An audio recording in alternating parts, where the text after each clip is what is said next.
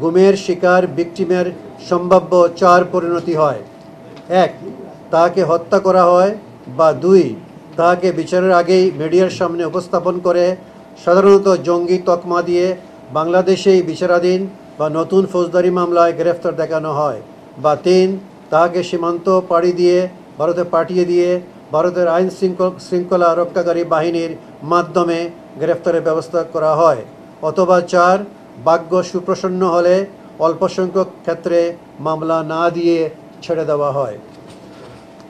অন্তর্বর্তীকালীন এই প্রতিবেদনে প্রায় 1850 অভিযোগ বিশ্লেষণের মধ্য থেকে 253 জন গুমের শিকার ব্যক্তির তথ্য উপস্থাপন করা হয়েছে, যাদের তিনটি বৈশিষ্ট্য রয়েছে: এক, নিখোঁজ হওয়ার সময়ে তাদের নিকটাত্মীয়ের দায়ের করা সাধারণ ডায়েরি, ফৌজদারি মামলা, গুম থাকা অবস্থায় সংবাদ প্রতিবেদনের মতো সমসাময়িক প্রমাণ রয়েছে।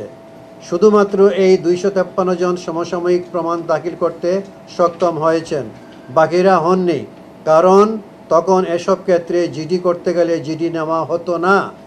দুই, গুম অবস্থা থেকে ফেরতের সময় তাদের সন্ত্রাসবিরোধী মামলাসহ বিভিন্ন মামলায় গ্রেফতার দেখানো হয়, অর্থাৎ রাষ্ট্রীয় কোনো একটি সংস্থা স্বীকার করে নেয় যে ব্যক্তিটি তাদের হেফাজতে আছে।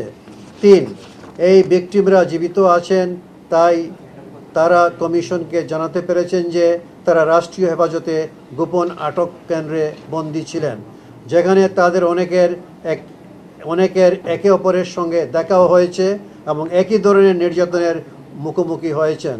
অর্থাৎ এই 253 জন ব্যক্তিকে গুম করার মুহূর্তে, গুমকালীন সময়ে এবং গুম থেকে ফেরত আসার মুহূর্তে তিনটি পর্যায়ে অকাট্য প্রমাণাদি পাওয়া যাচ্ছে। অতএব আমাদের কাছে 253 জন মানুষের একটি তথ্যভিত্তিক দলিল বা ডাটাবেজ আছে, যারা দেশের বিভিন্ন প্রান্ত থেকে এবং এক দশকেরও বেশি সময় ধরে একে অপরের থেকে বিচ্ছিন্ন থেকেও অত্যন্ত সাদৃশ্যপূর্ণ অভিজ্ঞতার কথা বলেছেন। এমন ঘটনা কাকতালীয় হওয়া সম্ভব নয়। এমনকি হাতে গোনা কিছু অবাধ্য কর্মকর্তার বিচ্ছিন্ন অপরাধও হতে পারে না।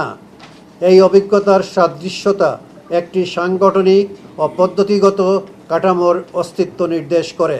এতে স্পষ্ট হয় যে বিগত সরকারের শাসনামলে গুম একটি সুশৃঙ্খল ও প্রাতিষ্ঠানিক রূপে জঙ্গিবাদ বিরোধী অভিযানের ছায়াতলে ইসলামী উগ্রবাদের হুমকিকে ব্যবহার করে রাজনৈতিক ক্ষমতা কেন্দ্রীভূত করা, আন্তর্জাতিক স্বীকৃতি অর্জন এবং শাসন দীর্ঘায়িত করার উদ্দেশ্যে পরিচালিত হয়েছে, যার ভিকটিম ছিল মেধাবী শিক্ষার্থী, রাজনৈতিক কর্মী, সাংবাদিক, ডাক্তার, ইঞ্জিনিয়ার সহ বিভিন্ন সরকারি বেসরকারি পেশাজীবী তথা সাধারণ জনগণ।